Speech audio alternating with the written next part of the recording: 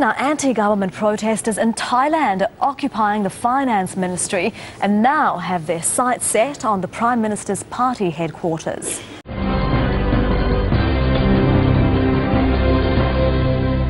More than 1,000 protesters gathered in front of the headquarters of Yingluck's Pheu Thai party Friday. So far, the demonstrations have been peaceful. Yingluck on Thursday survived a no-confidence motion in Parliament and made a televised plea for dialogue and an end to the protest. But the opposition Democrat Party appears undeterred. Former Deputy Prime Minister and protest leader Suthep Thaugsuban on Thursday evening vowed to expand the movement to get rid of the current regime. We just got word that anti-government protesters have entered the army headquarters in Bangkok. We're actually just on the way to the compound now. Hundreds of protesters have managed to get in to the front of the premises. We believe that someone's jumped over the gate, opened it, and they've now stormed in. They're calling on the military to join in their demonstration. No word from the military as yet, but these are the details that we have. Which, as I say, Manita, we're on our way to the compound, and we'll be able to tell you more very shortly.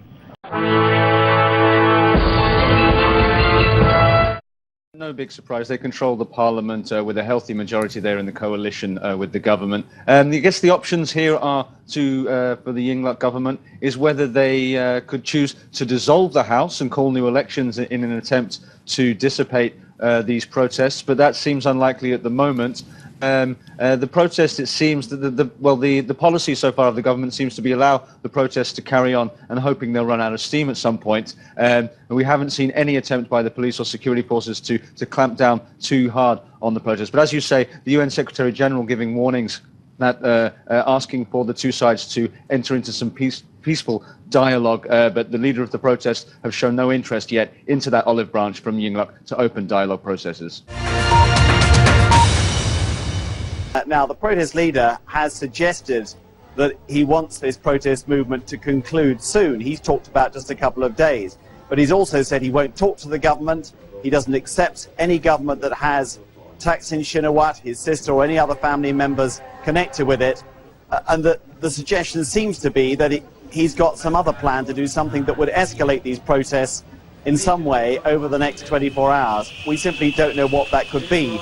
Throughout this week, they've really kept up the same tactic, moving on ministries, quite mobile, these protests, different groups going to different ministries, surrounding them, very noisy protests, sometimes cutting off their power, but not moving into most of them, not harassing the staff, keeping it restrained and just making their point.